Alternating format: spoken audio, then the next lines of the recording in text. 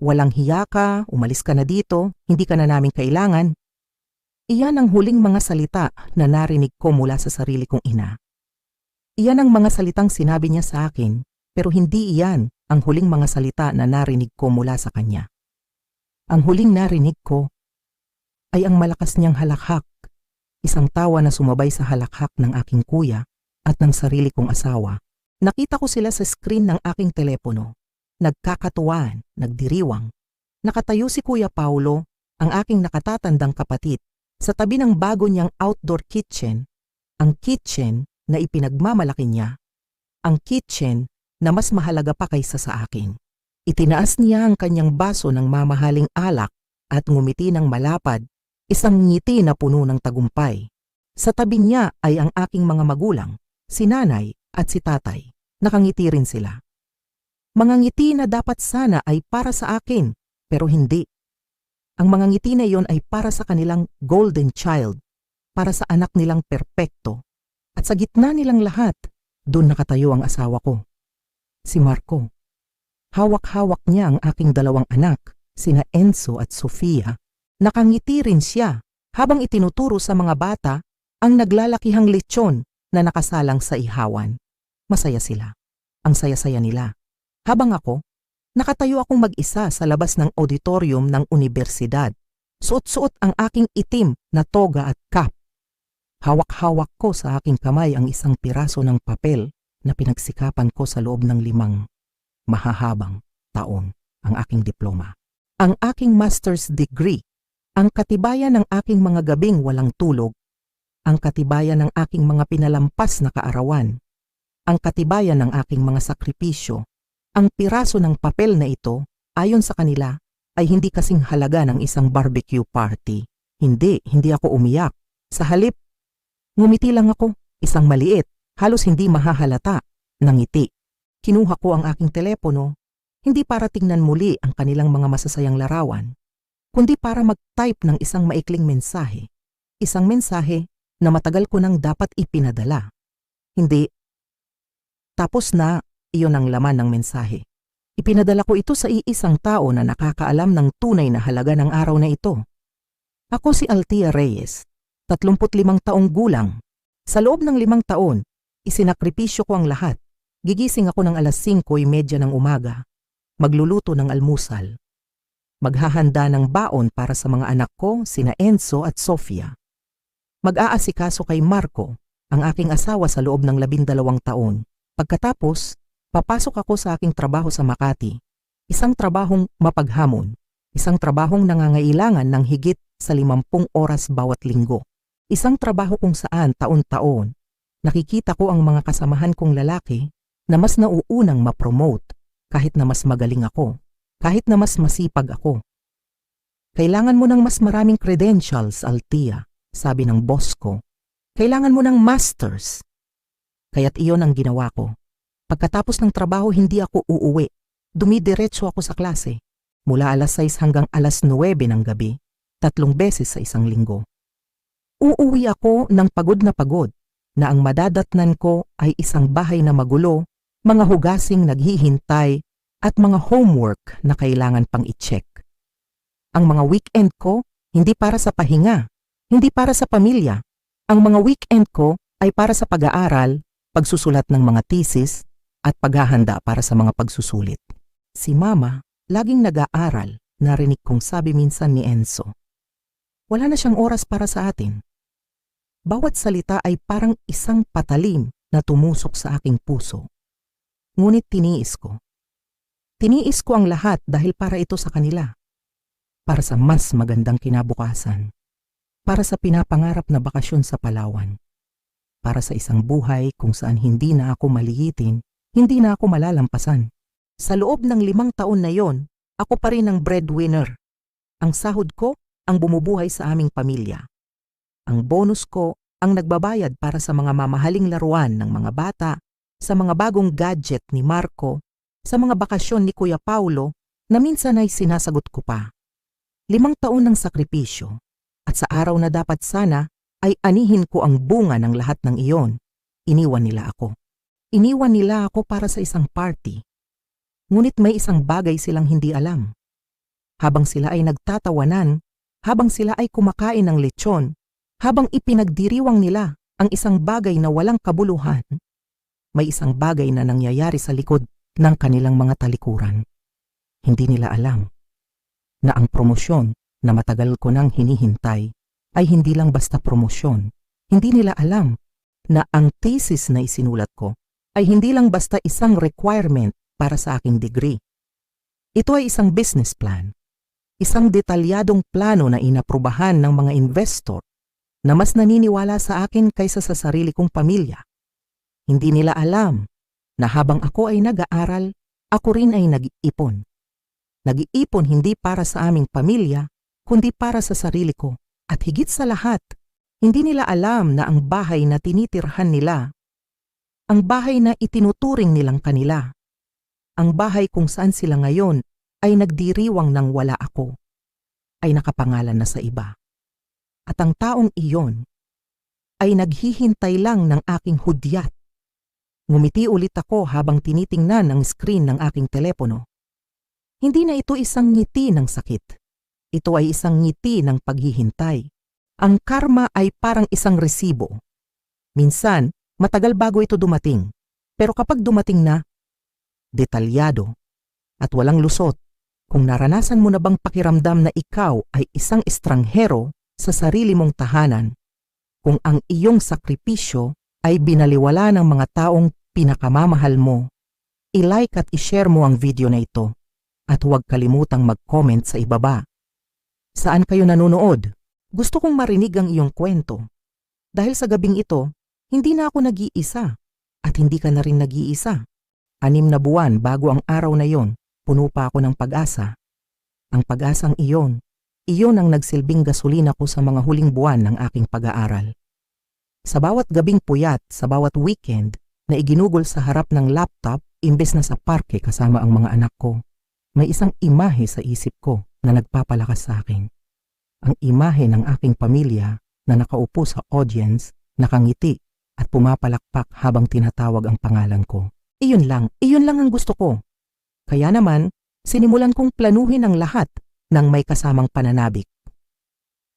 Nang dumating ang email mula sa universidad tungkol sa mga detalye ng graduation, ang una kong ginawa ay humiling ng maximum na 6 na ticket. 6. Eksakto para sa mga pinakamahahalagang tao sa buhay ko. Isa para kay Marco, ang aking asawa. Isa para kay Enzo, ang aking panganay. Isa para kay Sofia, ang aking bunso. Isa para kay nanay. Isa para kay tatay. At isa para sa aking ate, si Isabel. Unang-una kong tinawagan ang aking mga magulang sa Cebu. Narinig ko pa si nanay na may kinukuha, marahil ay isang panulat, at sinabi niya sa akin na isusulat niya ang petsa sa kanilang kalendaryo. Susubukan naming makarating, anak, sabi niya sa isang tono na, kung iisipin ko ngayon, ay may bahid ng pag-aalinlangan. Ngunit noong mga panahong iyon, pinili kong huwag pansinin. Pinili kong maniwala na uunahin nila ang espesyal na araw na ito. Sunod kong tinawagan si Ate Isabel sa Davao. Sa lahat, siya ang pinakamasigasig. Proud na proud ako sa iyo, Sete. Narinig kong sigaw niya sa kabilang linya at narinig ko rin ang ingay ng kanyang mga anak sa likuran. Grabe ka. Trabaho, pamilya at masters. Superwoman ka talaga. Magbubook na ako ng flight sa susunod na linggo. Ang kanyang mga salita ay nagbigay sa akin ng init at kumpirmasyon. Ito na, sabi ko sa sarili ko. Ito na ang magiging araw ng aming pamilya. Kaya naman buong kumpiyansa akong nagpatuloy sa susunod na hakbang, ang selebrasyon pagkatapos. Nag-research ako online, naghanap ng perpektong lugar. Isang lugar na elegante, masarap ang pagkain, at kayang i-accommodate ang aming grupo. Nakita ko ang isang Italian restaurant na tinatawag na Bellissimo, malapit sa universidad. Magaganda ang mga review at mukhang perpekto ang ambience. Tumawag ako para magpareserba. Medyo nagulat ako sa presyo ng reservation. Kailangan kong magdeposito ng 15,000 piso. Malaking halaga iyon para sa amin, ngunit para sa akin, sulit ito. Ito ay isang once in a lifetime na okasyon. Ibinigay ko ang detalye ng aking credit card nang walang pag-alinlangan.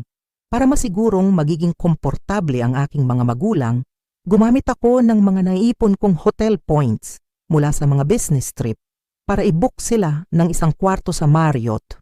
Inayos ko ang lahat, bawat detalye. Mula sa ticket, sa restaurant, hanggang sa tutuluyan nila. 2 buwan bago ang graduation, naglakas loob akong bilhin ang sarili ko ng isang bagong damit. Isang bagay na hindi ko madalas gawin. Lagi kong inuuna ang pangangailangan ng mga bata, ang mga gusto ni Marco. Ngunit sa araw na ito, gusto kong maging maganda. Nakahanap ako ng isang navy blue na damit. Simple pero elegante. Habang sinusukat ko ito sa bahay, pumasok si Sophia sa aking silid. "Wow, Mama, you look pretty," sabi niya. Ang kanyang mga mata ay bilog sa pagkamangha. Para kang yung nasa wedding picture ninyo ni Papa. Ang kanyang komento ay nagpaluha sa akin. Kailan nga ba ang huling beses na nag-ayos ako para sa sarili ko? Sa loob ng 5 taon, ang buhay ko ay umikot sa trabaho, pag-aaral at pagiging ina. Nakalimutan ko na ang pakiramdam ng pagiging ako. Sa mga sandaling iyon, ang pag-asa ay nasa kasukdulan. Bawat piraso ng puzzle ay nasa tamang lugar. Binuo ko ang isang perpektong larawan sa aking isipan, isang larawan ng tagumpay at pagmamahal ng pamilya. Hindi ko alam na ang larawang iyon ay malapit ng mabasag. Ang perpektong larawan na binuo ko sa aking isipan, nagsimula itong magkaroon ng lamat 3 linggo bago ang graduation, isang tawag sa telepono. Isang tawag mula sa aking kuya, si Paolo. Bihira siyang tumawag, kaya't sa una ay natuwa pa ako. Tumatawag lang siya kapag may kailangan siya o kapag naaalala niyang may kapatid pala siya. Pagkatapos ng ilang pangkaraniwang tanong tungkol sa aking pag-aaral, bigla niyang ibinato ang bomba. Nga pala, sabi niya sa isang kaswal na tono, magkakaroon ako ng malaking barbecue party sa bahay sa May 15. Kaka-install ko lang ng bagong outdoor kitchen. Dapat kayong pumunta. Mag-e-enjoy ang mga bata sa pool at sa lechon. Naramdaman kong nanlamig ang aking tiyan. Ang bawat salita niya ay parang isang mabagal na paggalaw ng isang kutsilyo. "Mayo, akinse." "Kuya," sinubukan kong panatilihing kalmado ang aking boses. "Araw iyan ng graduation ko. Sinabi ko na sa lahat, ilang buwan na ang nakalipas." Nagkaroon ng isang maikling katahimikan sa kabilang linya. Isang katahimikan na nagsasabi sa akin na alam niya pero nakalimutan niya. O mas masahol pa, alam niya pero binaliwala niya. "Ay, oo nga pala.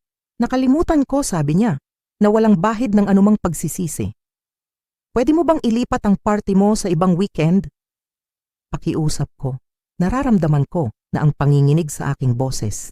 Hindi na yata, sagot niya.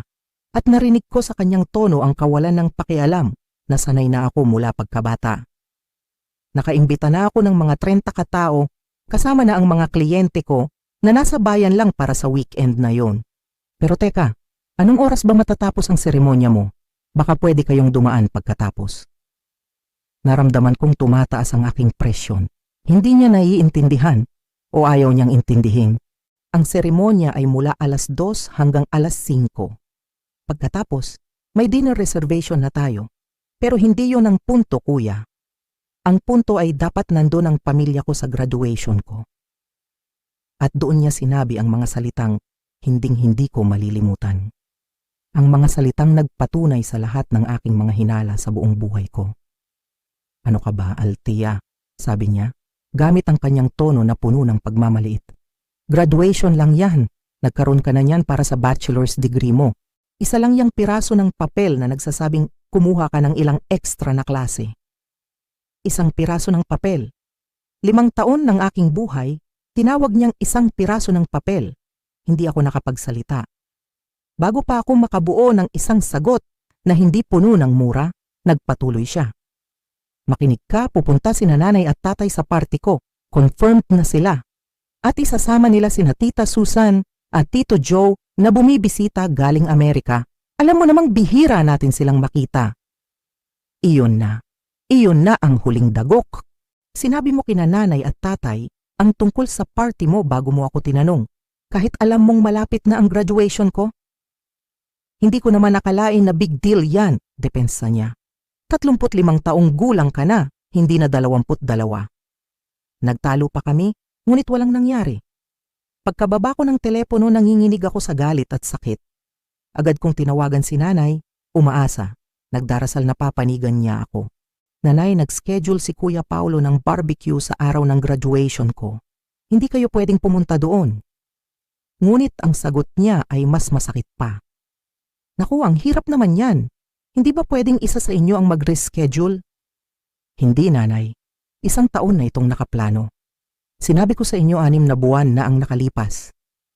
Mahirap kasi anak, buntong hininga niya. Nandito ang tita at tito mo galing Amerika at alam mo namang paborito ng tatay mo ang mga party ni Paulo. Hindi ba pwedeng pareho naming puntahan? Ang kanyang mga salita ay isang malinaw na mensahe. Sa pagitan ng tagumpay ng kanyang anak na babae at ng isang simpleng party ng kanyang anak na lalaki, nanalo ang party. Ang lamat ay naging isang malaking bitak. At sa bitak na iyon, nakita ko ang masakit na katotohanan ng aking lugar sa kanilang buhay. Sa gitna ng pagkabigo mula sa aking sariling pamilya, mayroon pa akong isang kanlungan, o yun ang akala ko, ang aking asawa, ang aking pamilya, si Marco at ang aming mga anak. Sila ang nakasaksi sa aking paghihirap sa loob ng 5 taon. Sila ang nakakita sa aking pagpupuyat. Sila ang nakarinig sa aking mga buntong hininga dahil sa pagod. Kaya't ng gabing iyon, pagkatapos ng masakit na pag-uusap namin ni nanay, lumapit ako kay Marco. Ang aking mga mata ay puno ng luha, ang aking puso ay puno ng sakit. Ikinuwento ko sa kanya ang lahat, ang pagwawalang bahala ni Kuya Paulo, ang pagpili ni nanay at tatay. Hinaplos niya ang aking likod habang ako'y nagsasalita. Ang kanyang mga kamay ay nagbibigay ng panandaliang ginhawa. Ganyan talaga ang pamilya mo, sabi niya sa isang malumanay na boses. Laging paborito si Paulo. Pero huwag kang mag-alala, nandito kami para sa'yo. Ako at ang mga bata, kami ang magiging fan club mo. Yun ang mahalaga, di ba? Ang kanyang mga salita ay parang isang balsamo sa aking sugatan na puso. Tama siya. Kahit natalikuran ako ng buong mundo, basta't nasa tabi ko ang aking asawa at mga anak, kaya ko ang lahat. Huminga ako ng malalim at tumingin sa kanyang mga mata. I-promise mo sa akin, sabi ko. Ang aking boses ay nanginginig pa rin na darating kayong 3, kahit anong mangyari. Hinawakan niya ang aking mukha at hinalikan ang aking noo. Pangako, Althea, sagot niya. Walang makakapigil sa amin. Pinanghawakan ko ang pangakong iyon. Ito ang naging aking lakas sa mga sumunod na linggo. Sa bawat pagdududa, sa bawat kirot na nararamdaman ko kapag naiisip ko ang aking pamilya, inaalala ko ang kanyang pangako. Ngunit ang pangakong iyon na kasing tigas ng bato sa aking isipan ay unti-unting gumuho na parang buhangin. Isang gabi, isang araw bago ang graduation, habang naghahanda kami ng hapunan, nakatanggap ako ng tawag, si nanay. Ang una kong reaksyon ay inis, ngunit sinagot ko pa rin. Althea, sabi niya, tumawag lang ako para itanong kung pupunta pa rin ba ang mga bata bukas kay Kuya Paulo mo. Naghahanda siya ng mga laro para sa kanila. Halos mabitawan ko ang kalderong hawak ko. Ano po? Hindi po, nanay. Sasama po sa akin ang mga bata sa graduation ko kasama si Marco. Ah, sabi ni nanay, at narinig ko ang pagkalito sa kanyang boses. Sabi kasi ni Paulo, nabanggit daw ni Marco na isasama niya ang mga bata sa barbecue. Maraming bata doon nakalaro nila. At may lifeguard pa para sa pool. Mas mag-e-enjoy daw sila doon kaysa sa isang mahabang seremonya. Naramdaman kong umikot ang aking mundo. Ibinaba ko ang kaldero at tumingin kay Marco. Bigla siyang naging abala sa paghihiwa ng gulay, iniiwasan ng aking mga mata. Nanay, tatawag na lang po ako ulit, sabi ko at ibinaba ang telepono. Ang katahimikan sa aming kusina ay nakakabingi. Marco, sabi ko, sinisikap na kontrolin ang aking boses. Bakit iniisip ni nanay na pupunta kayo ng mga bata sa barbecue ni Kuya Paulo bukas? Hindi siya sumagot agad. Nabanggit ko siguro kay Paulo na nagtatanong ang mga bata tungkol sa party, sabi niya sa wakas. Hindi pa rin makatingin sa akin. At sinabi mo sa kanya na dadalhin mo sila nang hindi mo na ako kinakausap. Doon siya tumingin sa akin at sa kanyang mga mata nakita ko ang isang halo ng pagkakasala at pagsuway. Althea, maging reasonable ka naman. 3 oras silang uupo lang doon. Maiinip ang mga bata. Ang kanyang mga salita ay isang sampal.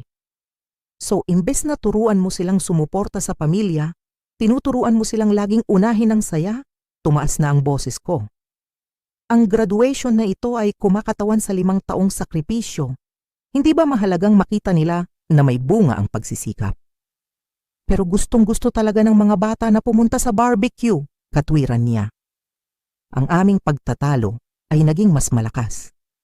Narinig kami ng mga bata at bumaba sila. Nang malaman nila ang aming pinag-aawayan, walang alinlangan, pumanig sila sa kanilang ama. Graduation is for nerds, sabi ni Enzo. Mama, why do you want to ruin our fun? Umiyak si Sofia. Iyon na.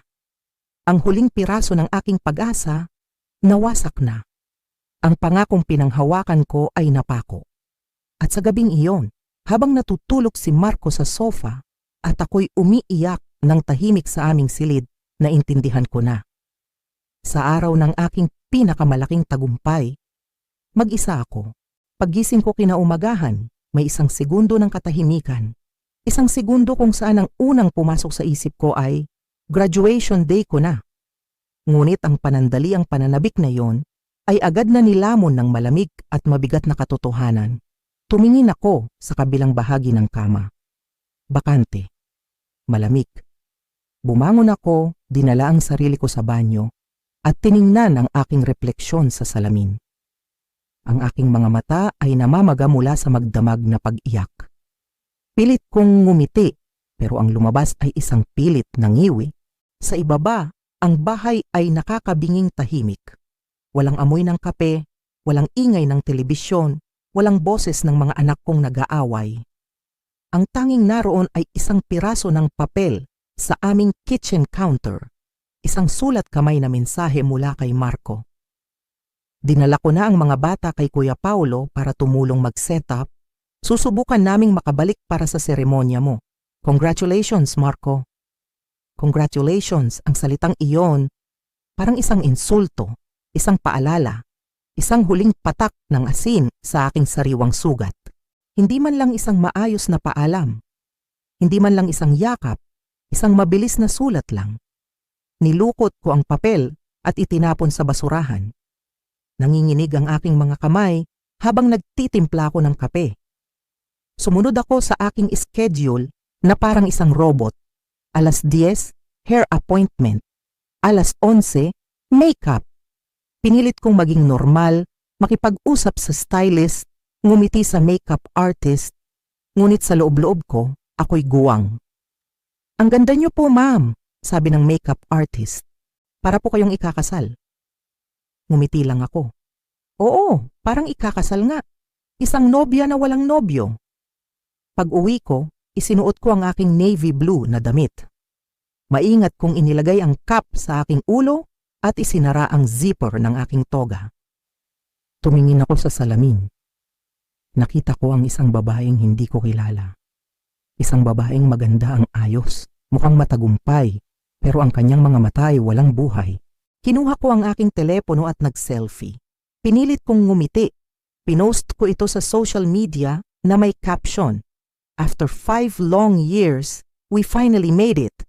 Tinag ko ang aking asawa, ang aking mga magulang, ang aking kapatid. Isang kilos na ginawa dahil sa ugali o marahil dahil sa sama ng loob. Agad na pumasok ang mga komento. Congratulations mula sa mga katrabaho. We're so proud of you mula sa mga dating kaibigan.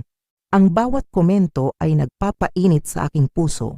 Ngunit kasabay nito, ipinapaalala rin nito ang katahimikan mula sa mga taong pinakamahalaga. Bago ako umalis, nag-text ako kay Marco.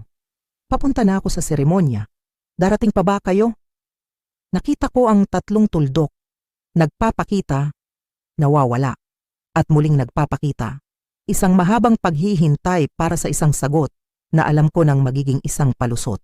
Sa wakas dumating ito. Nadulas si Enzo sa pool. Hindi naman malala pero iyak ng iyak.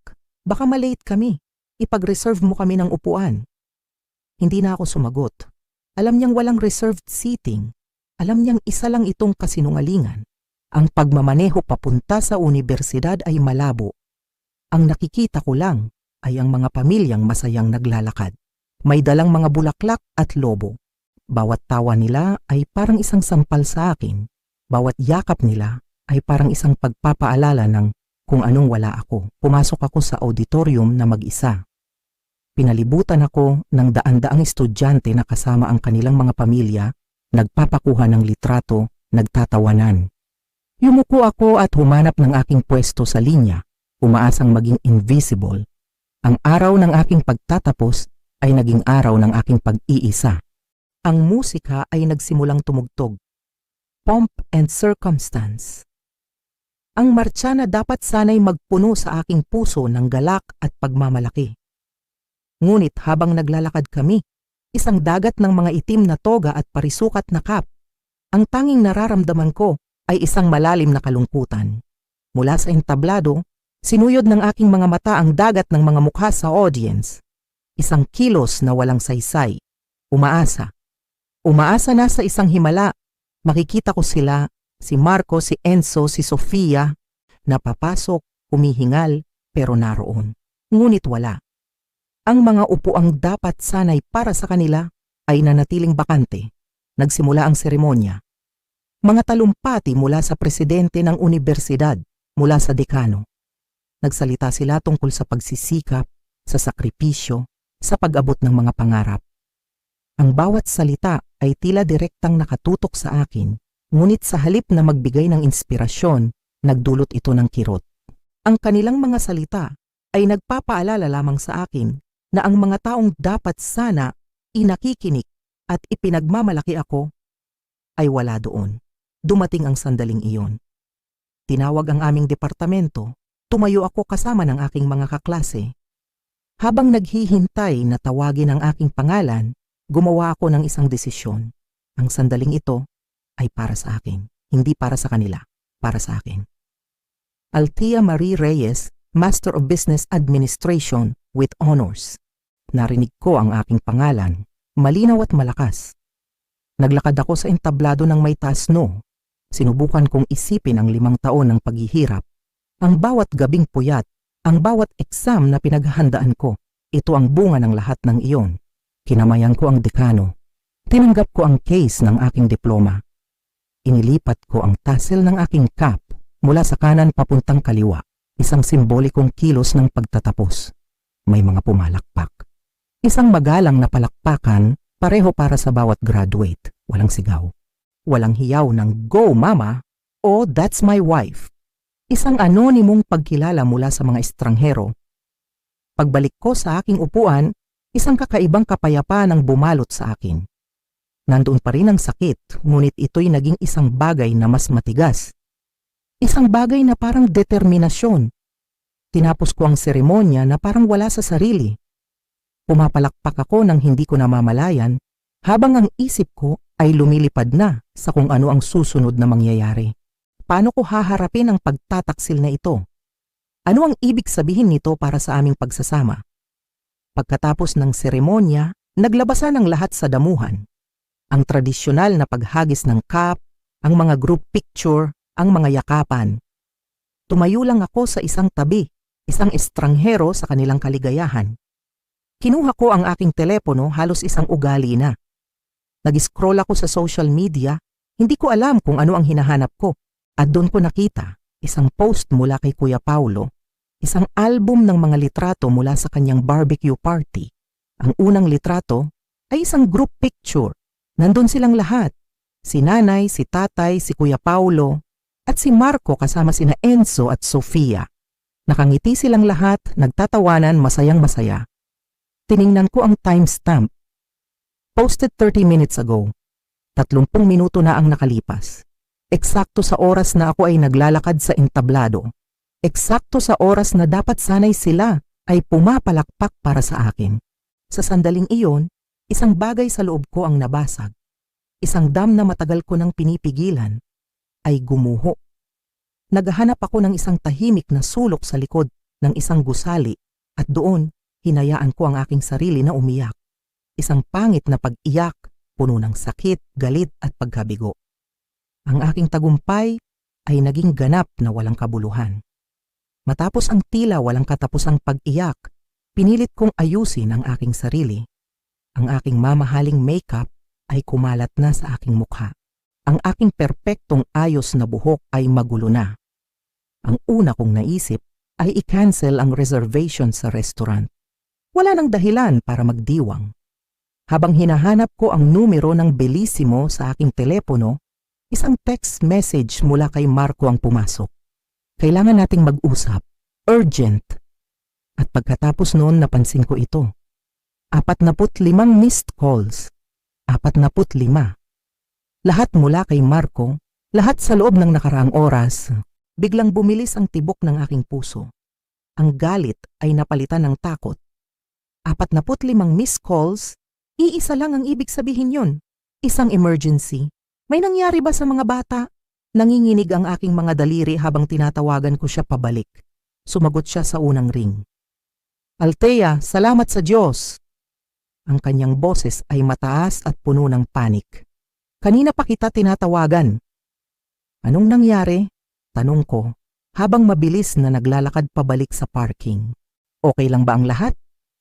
Si Enzo, sabi ni Marco, ang kanyang mga salita ay nagmamadali. Umakyat siya sa bago at nakakalokang water slide ni Paolo, nagpapasikat sa mga pinsan niya, tapos nahulog. Nasa Memorial Hospital kami. Sabi ng doktor, bali yata ang braso niya. Papunta na ako dyan, sabi ko, at nagsimula na akong tumakbo kahit nakatakong. Masakit ba? Gaano kalala? Binigyan na siya ng gamot para sa sakit, pero takot na takot siya. Kanina ka pa niya hinahanap. Ang huling mga salitang iyon, nagdulot ng magkahalong emosyon sa akin. Sa isang banda, ang aking maternal instinct ay sumipa. Kailangan kong makarating sa aking anak. Ngunit sa kabilang banda, isang maliit at mapait na boses sa aking isipan ang nagsabi, ngayon na may kailangan sila, bigla akong naging mahalaga. Ang biyahe papuntang ospital ay parang isang panaginip. Ang aking toga ay nakalukot sa upuan sa tabi ko. Ang aking diploma ay nakapatong sa dashboard. Pagdating ko sa ER, ibinigay ko ang pangalan ni Enzo at itinuro ako sa isang cubicle. Paghawi ko ng kurtina, isang eksena ang bumungad sa akin na nagpatigil sa aking paghinga. Nakahiga si Enzo, ang kanyang braso ay nakasplint. Ngunit sa paligid niya, hindi lang si Marco at si Sofia. Nandoon din si nanay, tatay at si Kuya Paulo, lahat sila ay nakatayo, nakatingin sa isang doktor. Lahat sila ay napalingon sa akin pagpasok ko. Ang kanilang mga ekspresyon ay mula sa ginhawa, pagkakasala, hanggang sa isang bagay na mukhang awa. Nanay, tawag ni Enzo, ang kanyang boses ay maliit. Dumating ka. Lumapit ako agad sa kanya. Ang lahat ng galit ay pansamantalang nawala. Ngunit habang kinakausap ako ng doktor at sinasabing isang simpleng bali lang iyon, ang galit ay nagsimulang bumalik. Ang katotohanang narito silang lahat na nag-aalala sa isang baling braso, ngunit hindi man lang makadalo sa isang okasyon na 5 taon kong pinaghirapan. Ito ay isang sampal. Isang napakalaking sampal ng pagkukunwari. Salamat sa Diyos at nakarating ka, te, sabi ni Kuya Paulo, na parang walang nangyari. Kanina ka pa hinahanap ng bata, iyon na ang huling patak. Salamat sa Diyos at nakarating ako, ulit ko. Ang aking boses ay mahina, ngunit puno ng lason, imbes na sa lugar kung nasaan ako kanina. Nag-graduate ng mag-isa, habang ang buong pamilya ko ay nag-e-enjoy sa isang barbecue. Natahimik ang lahat. Si Marco ay tumingin sa akin, isang tingin na nagmamakaawa na huwag ko nang ituloy. Pero huli na ang lahat. 5 taon, sabi ko, nanginginig ang aking boses. 5 taon ng sakripisyo para sa araw na ito. At wala ni isa sa inyo ang dumating. Dahil mas mahalaga ang isang party, mas mahalaga ang lechon. Althea, sabi ni tatay, hindi ito ang tamang lugar. Kailan ang tamang lugar, tatay? Sigaw ko. Kapag bumalik na ako sa pagiging invisible, kapag ako na ulit ang inaasahang mag-ayos ng lahat nang walang anumang pagkilala, ang kanilang mga mukha, ang kanilang katahimikan, ay ang sagot na kailangan ko. Sa gitna ng ospital, sa harap ng aking nasaktang anak, doon nangyari ang kasukdulan. Ang pagsabog na matagal nang dapat mangyari. Ang mga salitang binitawan ko ay nakabitin sa hangin, mabigat at puno ng tensyon. Nakatingin sa akin ang aking pamilya, mga mukha nila'y puno ng gulat at pagkakasala. Si Enzo, ang aking anak, ay nakatingin sa aming lahat, ang kanyang mga mata ay malawak at puno ng takot. Sa sandaling iyon, nakita ko ang aking sarili sa kanyang mga mata at isang alon ng kalinawan ang dumaloy sa akin. Tama si Marco. Hindi ito ang tamang lugar.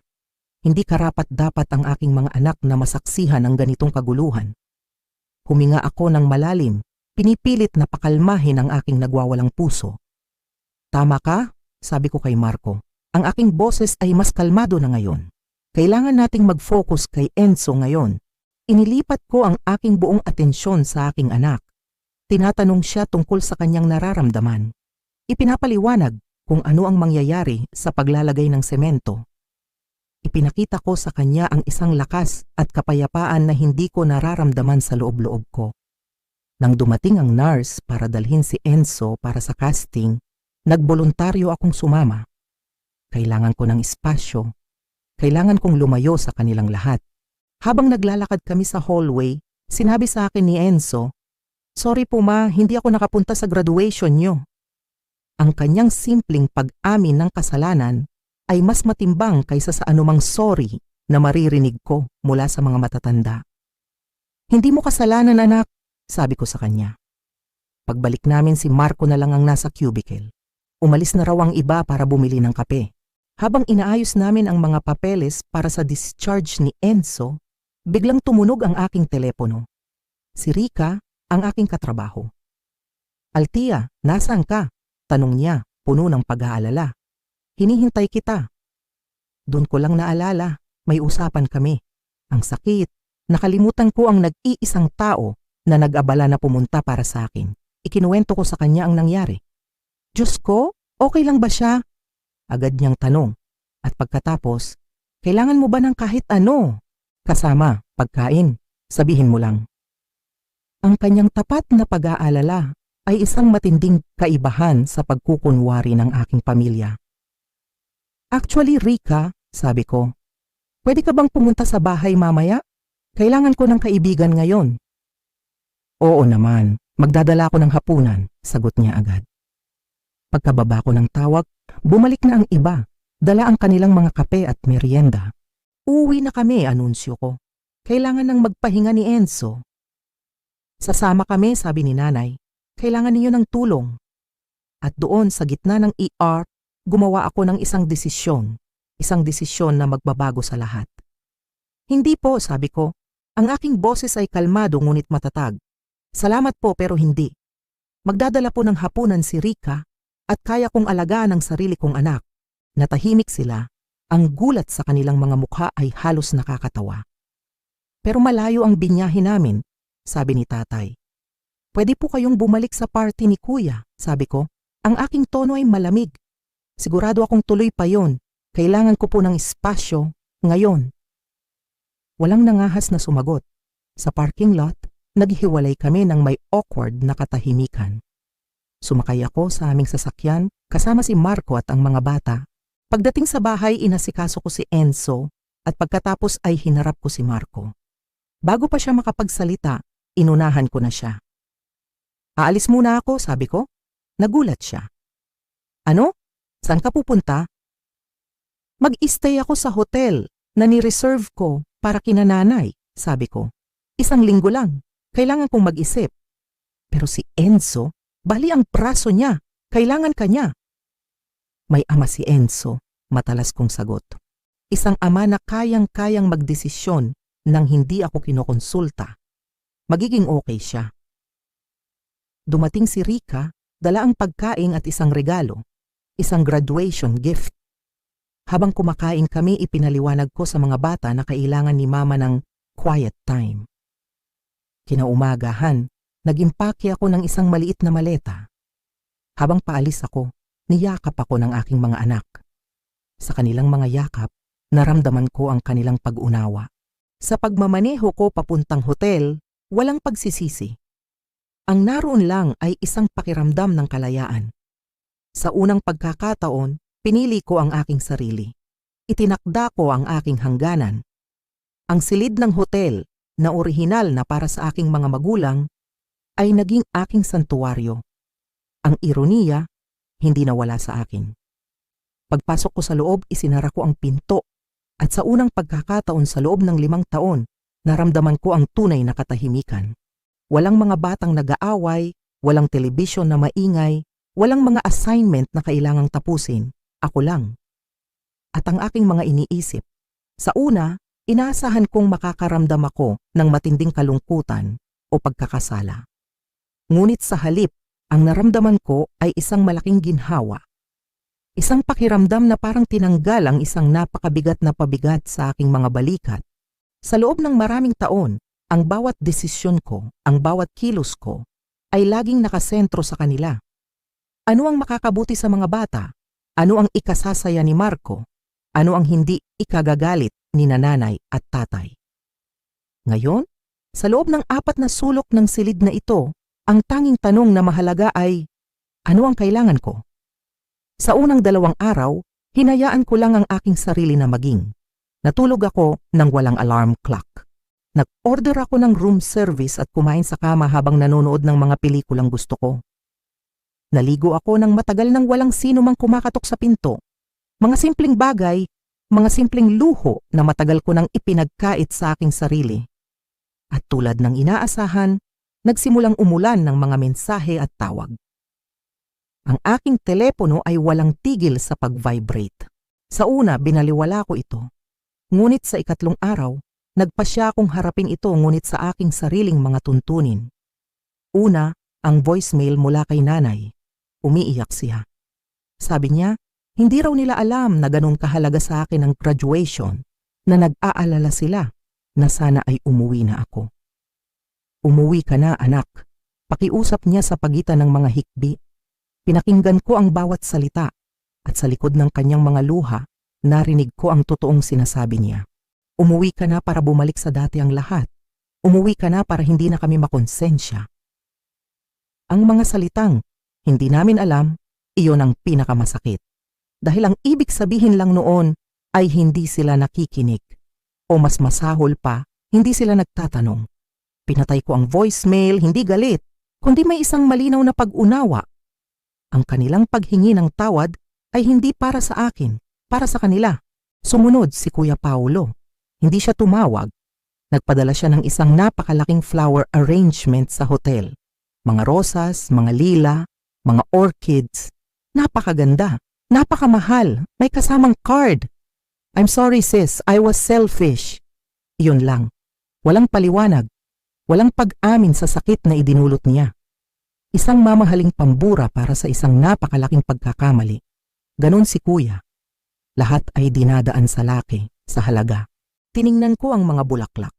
Maganda sila, oo, ngunit hindi nila kayang takpan ang 5 taon ng pagwawalang bahala. Ang isang buke ay hindi katumbas ng isang yakap sa araw ng aking tagumpay. At si Marco, tumatawag siya gabi-gabi. Ang kanyang boses ay puno ng desperasyon. Sa unang gabi, puro sorry ang sinasabi niya. Sa 2nd gabi, sinabi niya kung gaano kahirap sa bahay nang wala ako. Sa 3rd gabi, ginamit niya si Enzo.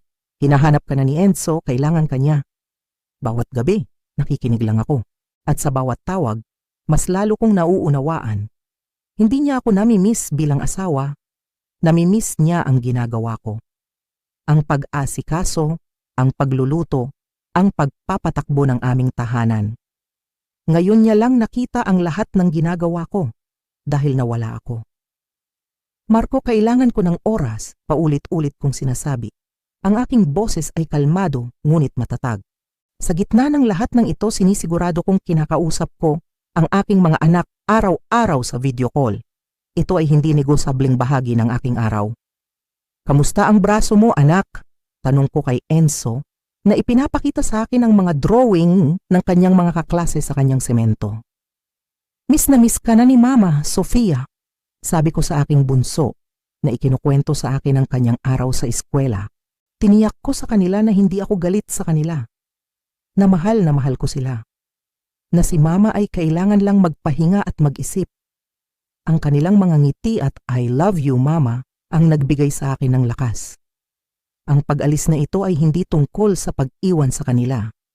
Ito ay tungkol sa paghahanap sa aking sarili para maging mas mabuting ina para sa kanila. Sa ika-5 araw, isang email ang dumating mula sa aking boss. Ang senior analyst position, opisyal nang sa akin.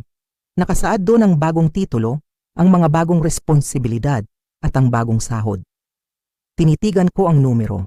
Isang malaking pagtaas. Isang halaga na magbibigay sa akin ng higit na kalayaan.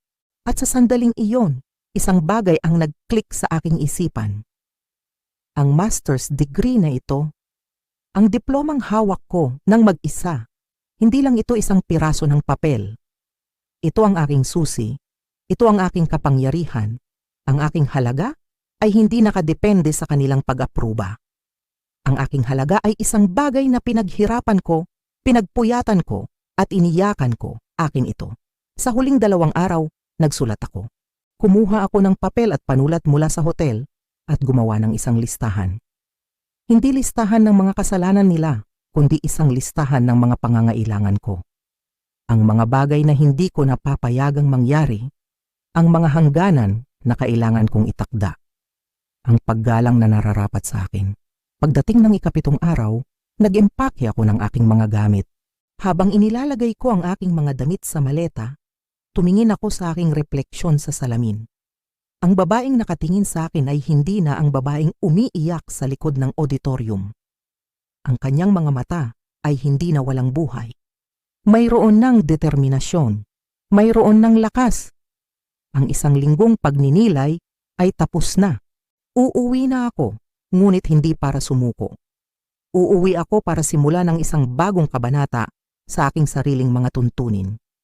Pagmamaneho ko pa uwi, 1 linggo matapos ang aking graduation, may isang bagong bigat at layunin sa bawat tapak ko sa silinyador. Ang bigat ng aking bagong tuklas na halaga at ang layunin na ipaglaban ito. Ang oras na mag-isa sa hotel, binago ako nito. Pinroseso ko ang sakit nang walang pressure na magpatawad agad para lang mapanatili ang kapayapaan sa pamilya. Pagdating ko sa aming bahay, naghihintay sa akin si Marco sa may pintuan. Mayroon siyang isang alanganing ngiti. Ang bahay ay malinis, maayos. Isang maliit na bagay, ngunit nagsasabi ng marami. Umupo kami sa aming mesa sa kusina. Ang lugar kung saan napakaraming beses na akong naghain ng pagkain, nagturo ng homework at nagplano para sa aming pamilya.